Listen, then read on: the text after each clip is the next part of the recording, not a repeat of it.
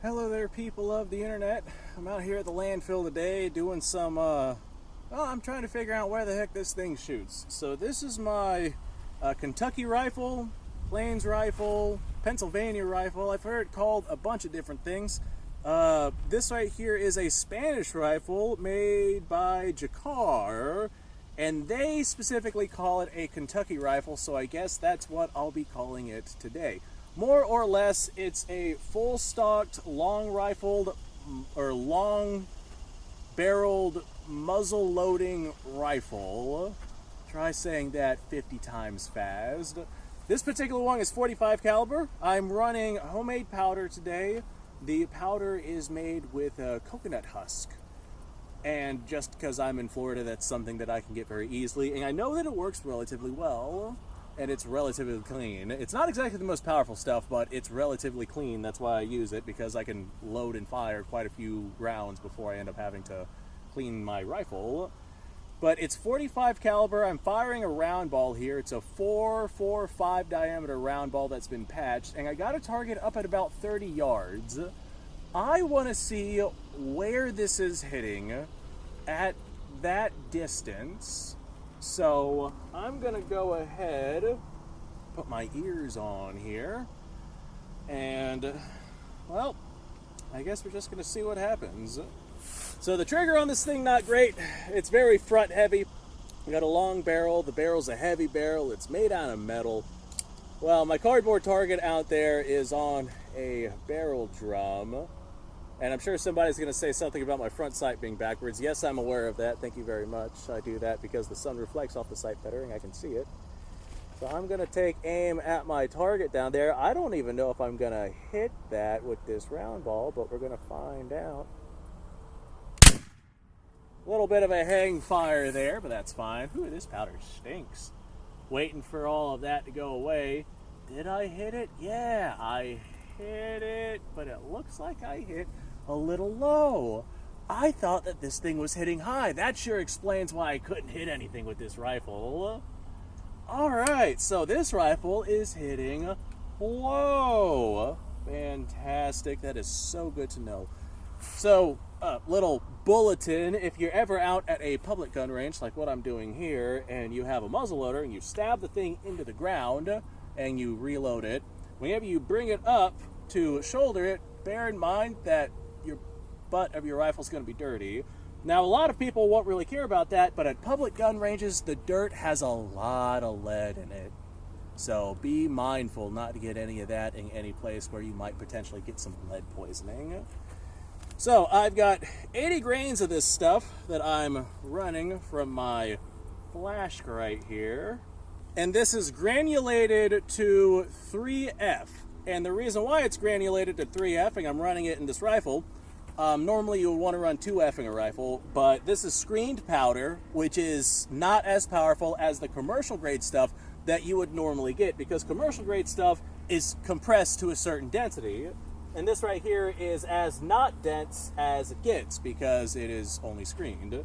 And so as a result of that, just try and get as much power as I can out of this without wildly fluctuating anything. I went ahead and, I don't know why I grabbed a percussion cap, I went ahead and used 3F for testing purposes for this particular rifle. I imagine it would probably be more accurate with 2F, but we're gonna see what we get with this. Got to make sure everything's lined up nice and proper. If you have inaccuracies with your muzzleloader, it more often than not boils down to inconsistencies with the patch that you're using. And make sure all your patches are proper size, proper lubrication, proper all of the stuff. There we go. Perfect. Fantastic. Couldn't have done it better myself. Great. Now comes the percussion cap that I so excitedly grabbed earlier. I'm going to aim at that same spot. We're hitting low on the target, but I want to see what kind of group size we can get with my particular point of aim. So I'm going to aim right about here. Alright, a little bit of a hang fire again. Not surprised Ah, man, I think that round is right on top of that other one, though. Heck yeah, dude. Not unless I missed and went under the target with that hang fire. I have noticed that my screened powder does hang fire a little bit more often than properly compressed black powder that you would normally get at like a factory or anything like that, but that's fine.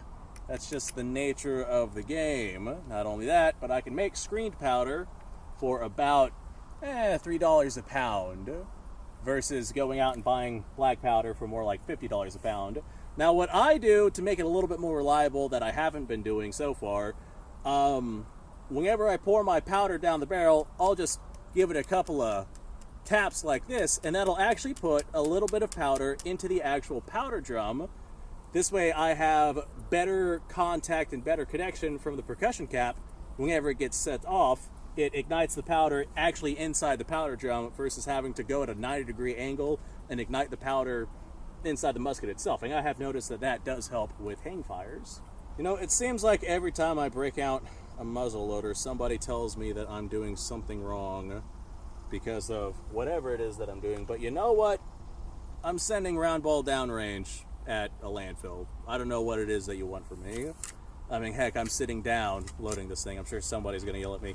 You know, somebody yelled at me one time that I put my hand in front of the muzzle of a muzzle loader, and they're like, that's super unsafe with firearm safety. I'm like, you realize it's a muzzle loader, right? You realize how this thing is loaded, right? Ah, yes. Look at all of that right there. Scrumptious. Fantastic. It's like 97 degrees out here today, and it just rained. It gets super humid, and by God, not gonna lie, kind of miserable out here. Alright, I think either that round that I just fired is right on top of the other one, or because of the hang fire, it went under the target, because this thing is hitting low. I gotta aim it like the top of the target in order to hit it. So now I'm gonna anticipate a hang fire, and we'll see what happens here. Alright, I anticipated that, so I'm sure that we hit our target. Just as soon as the smoke clears, I'll be able to let y'all know. Oh, yeah. Yeah, I think so. I can't tell. I just can't see it. I'm going to have to walk out there. I literally am unable to see what's going on out there. All right, dude, they're hitting low, but man, they're right on top of one another. That is awesome, dude. I was not expecting accuracy like that. So, because these sights are not adjustable for that, I could get a taller rear sight, but I don't think I'm gonna do that. I'm just gonna Kentucky windage this bad boy, hold that front sight slightly over where you're supposed to hold it, over that rear sight, and figure out where that good solid point of aim should be. Okay, now I gotta reload this thing. I fired my shot, now I gotta reload. Thank goodness that I don't have redcoats firing back at me, because that might be problematic. You know, I was out here shooting a smoothbore not too terribly long ago at about the same distance at a cardboard target, and I got, I don't know, we'll say a foot spread at about 50 yards. This thing being rifled is significantly better than what I saw with that smoothbore. I am actually kind of blown away with how good of accuracy we're seeing. The actual precision of the rifle, it's not hitting where I'm aiming at, but the group size itself, which translates to accuracy, is quite good. So I'm going to try a little bit of Kentucky windage here. I'm going to see how well it works, and I'm sure a lot of people are going to yell at me at not using a ball starter here. These round ball are slightly undersized, and I'm using a patch, so you don't need a ball starter. If I was using oversized round ball, or round ball that was the same size as this 450 chamber, that is where the ball starter would come into play. But if you're doing that, you probably won't be able to fit a patch in the thing, and if that's the case, then you're not going to have any lubrication with your round ball, and if that's the case, you're not going to be loading the thing for very long, because the lubrication from those patches is what allows you to load the thing on repeat without fouling stopping you from doing so. All right. I am very pleased with the accuracy I'm seeing from this rifle. And don't worry, I'm going to grab the target and show you guys here in a minute. I just want to get a few more rounds on target. I flipped the target upside down, so I got 3 rounds pretty much right on top of one another. I'm going to try and aim again at a different spot and probably do another 3 rounds. Where's that powder at? Just making sure it's not in front of me. That would be bad. Let's see what I can do here.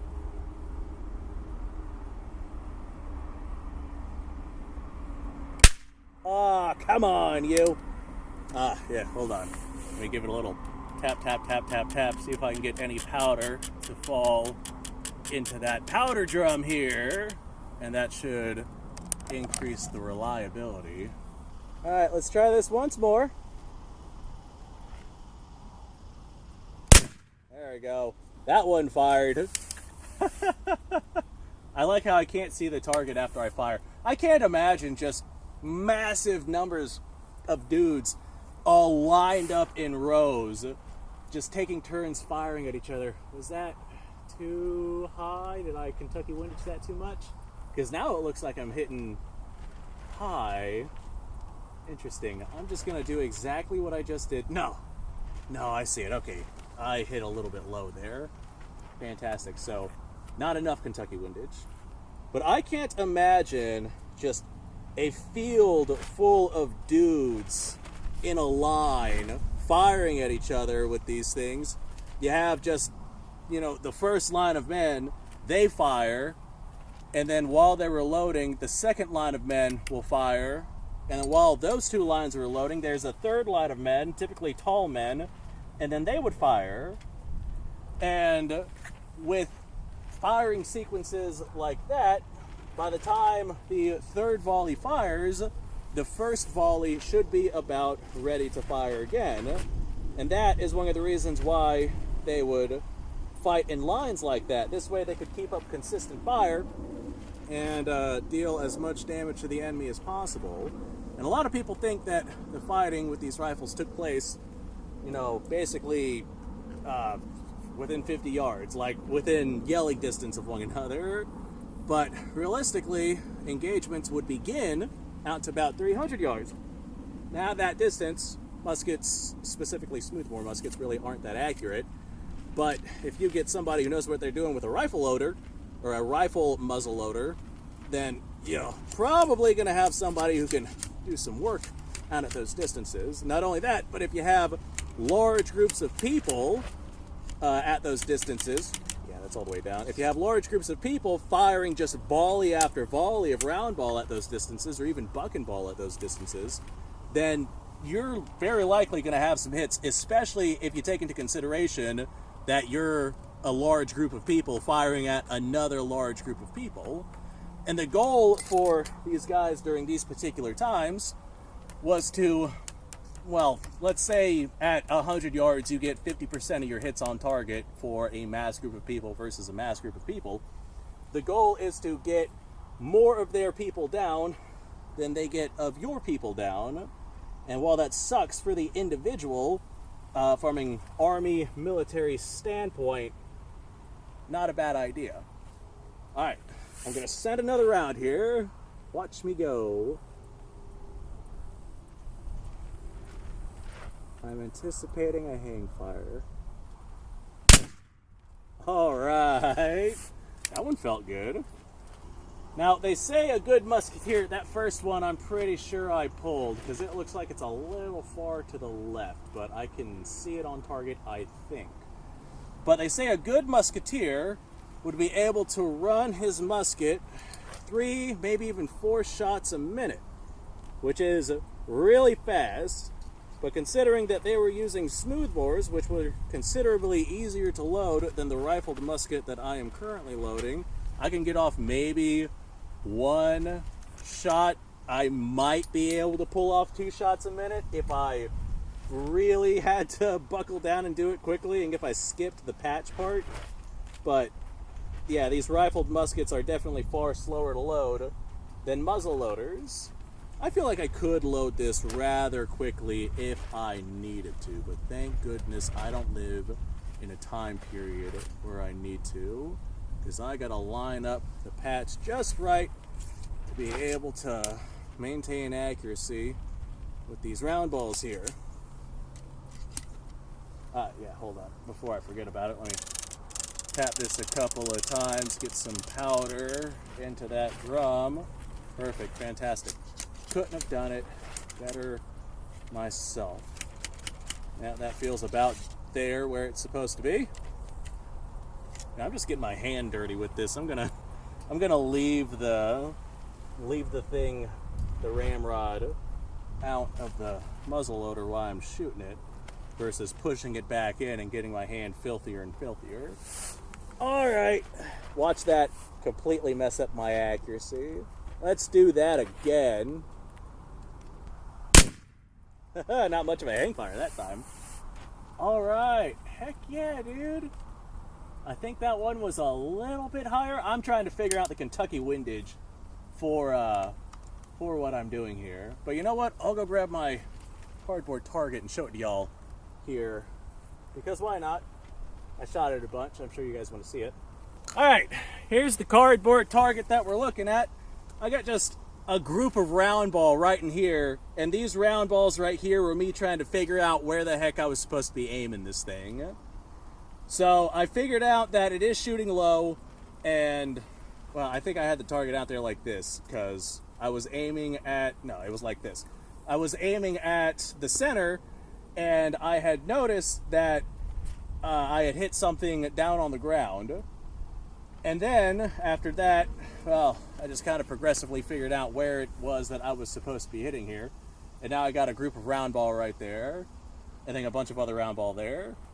So I'm going to go ahead and go to a new target here, and I'm going to grab me a Sharpie and make me an actual aim point on this. And now we're going to go for group size. I'm going to make that a little bit bigger so I can see it a little bit better.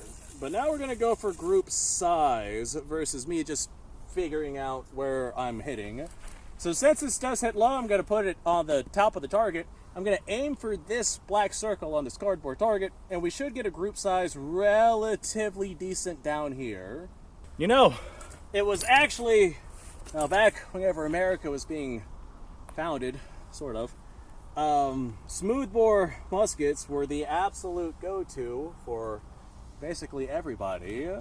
It wasn't until the introduction of, this is really exhausting me. It wasn't until the introduction of German Jägermen, or mountain men, I believe, where they introduced their rifled muskets to the United States, and I believe that's actually what the Pennsylvania rifle / Kentucky rifle became. It more or less, like before then, they were essentially using fowling pieces, and then came the point in time where they were like, yeah, spin your round ball, that's a really good idea. And so back during those days, they were all flintlock because the percussion cap had not been invented until I believe the 1830s, approximately, give or take. So with the invention of the percussion cap, that was a much more reliable system than the flintlock. The only issue with the percussion cap is from a survivalist or frontier standpoint, now you got to get percussion caps if you have a percussion cap firearm, versus something like a flintlock, which you can very literally just go out, find yourself a flint or striker, a piece of magnesium, whatever it is that you have laying around that you can use, and fashion yourself a flint that can be used in a flintlock, and you can essentially keep that going indefinitely, or at least up until you run out of flint or run out of powder. And powder can also be made. If you have bodily organs, you can make black powder, or if you have access to charcoal, you can make black powder. You do not need sulfur for black powder, but sulfur definitely does help a lot in terms of velocity and capability. So the German Jägermen introduced rifling to the Americans, and the Americans were like, yeah, now we can hit stuff at far greater ranges. And that got used in the Revolutionary War, along with a bunch of smoothbore muskets and hunting fowling pieces and whatnot. And I'm sure they got used to great effect, which I am about to use this one right here.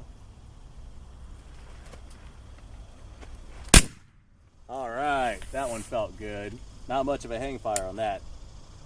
But this time period was also whenever screened powder was extraordinarily predominant. So what we're doing here is pretty gosh darn historically correct as far as the screened powder goes. People would use whatever charcoal it is that they could find in abundance that worked the best. And here in Florida, coconut husks. You can find those literally all over, and they work really well. I get half decent velocity. I'd say these round ball are probably moving a good, I don't know, 1,600 feet per second. I'm using 80 grain charge with them, so a little bit higher of a charge than what you would normally run. Normally people would run about 50, but screen powder is not as powerful as commercial powder or pressed powder that most people are rocking. So if you consider the screen powder I'm using and its equivalence in power, it's probably more like a 50 grain charge. But I think that it was the later 1700s where pucked powder, did I do the thing? I think it was the later 1700s where pucked powder started really becoming more predominant and replacing screen powder. Definitely happened once the 1800s started rolling around. And then come the 1830s, where percussion caps started becoming a thing, and then come the U.S. Civil War, where percussion caps became a thing all over America. Well, there's a lot of history behind these rifles. They have definitely done a whole lot with basically everything in terms of America. It wasn't until the Civil War where we started seeing other kinds of projectiles besides round ball on a mass scale, like the Minier ball, and there were paper cartridges that were being used. The 1860 Henry was being used. That was a cartridge firing repeating system.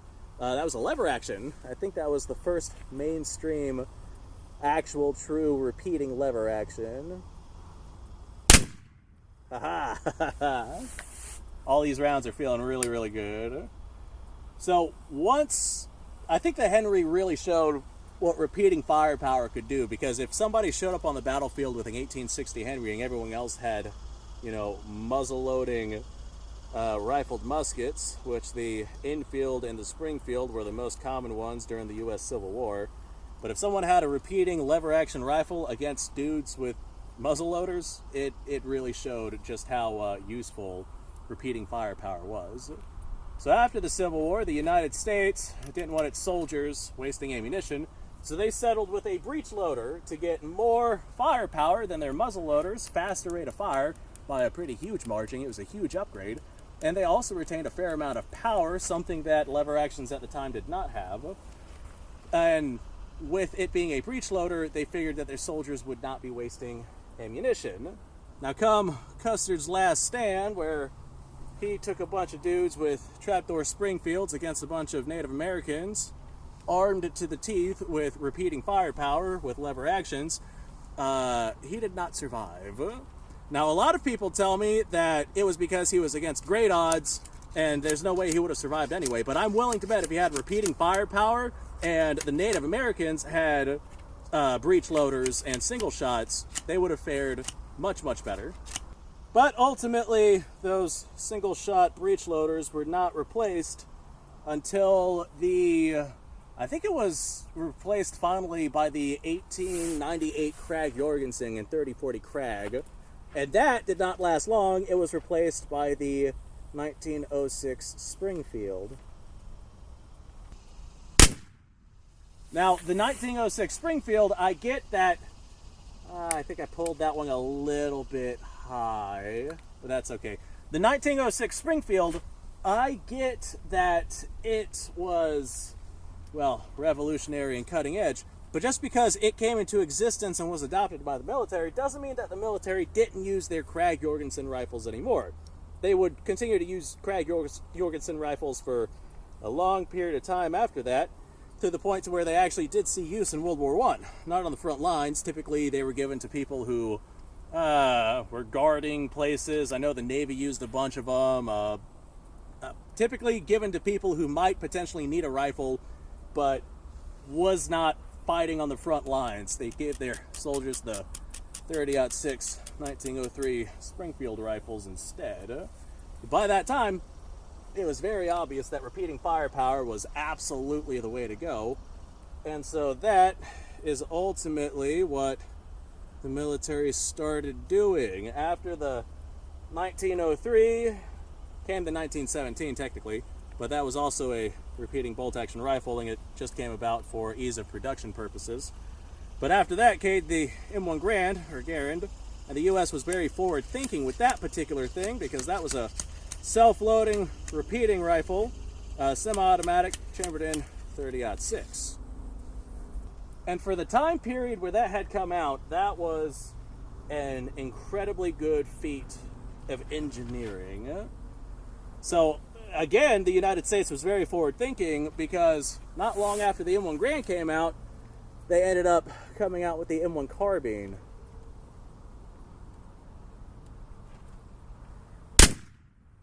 And once the ooh, that really smells bad. The wind blew it right into my face. Once the M1 carbine came out, that was like the first military issue practical pistol caliber carbine. So you had like a full power rifle, M1 Garand and 30-06, and then you had the pistol caliber 30 caliber carbine with a 15 round external magazine. Arguably, that was a huge step forward in firearms technology. The thing only weighed a couple of pounds. You could lug it around really, really well. It was revolutionary for the time period where it came out. And then, of course, the United States decided to take a step back in terms of firearms development whenever they adopted the M14/M1A, which is the civilian version, which I will say right now, I really, really enjoy that rifle a lot.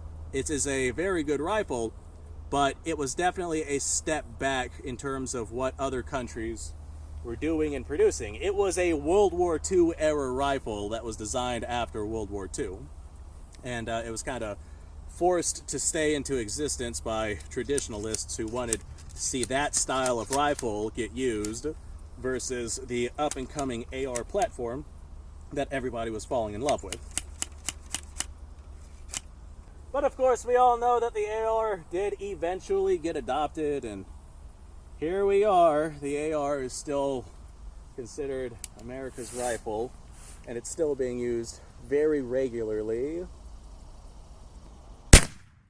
So I noticed that my point of impact shifts as the fouling inside the rifle increases, because as you use it, black powder builds more and more fouling, and I could see my rounds slowly getting to the point to where it's like more and more to point of aim versus hitting low like it was before. Alright, well, I'm going to go grab that cardboard target, because I think that last one hit pretty much right there on that black dot. Alright, here's what we're dealing with. So my first round went too low. It actually landed in the piece of wood I was using to hold this cardboard up, so that one doesn't exist. And then we got this one, which was several inches higher than the one that I had fired. And then after that, it was my rounds were hitting significantly closer to my point of aim, because we got 1, 2, 3, 4 rounds like within a 2-inch spread right there. I'm gonna chop that up to black powder fouling. Like, it got to the point to where it was hitting at point of aim once the rifle was fouled, and that might be a good thing. I don't know. I would expect it to foul up faster than that, but I am just using screened powder, and whenever I say coconut husk is a super clean powder, I mean that. It might take a minute for this rifle to foul up. So that's cool, that's interesting. It is really neat to see that the rounds went to about point of aim, like, as I shot more and more and more. So that's actually really awesome. And that's pretty gosh darn good accuracy for this particular little gun. Considering the powder is homemade and screened and we're getting hang fires and whatnot, I feel like if I was using like a factory powder, which would probably be more consistent, we would probably get better accuracy. But man, that's sweet. That's really sweet. So thanks for watching, folks. I appreciate your time. Like, subscribe, share. Description below is a link to all sorts of stuff. Go check it out. You guys go off, have yourself a fantastic day. I'll see you in the next episode.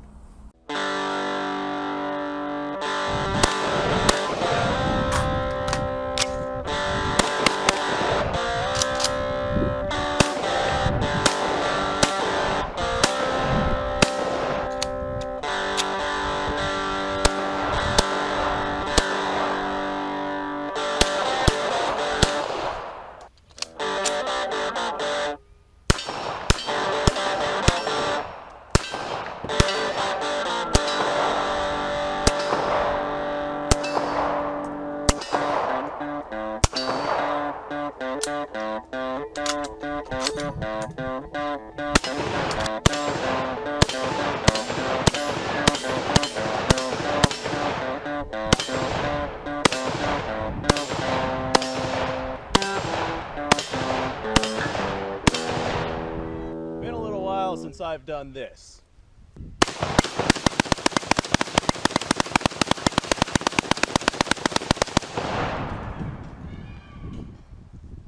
Bonnie and Clyde be damned. The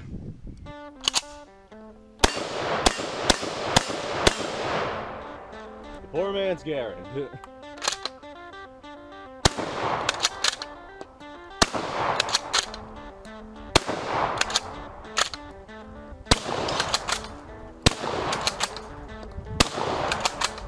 It's a shame that bolt-action shotguns aren't more mainstream.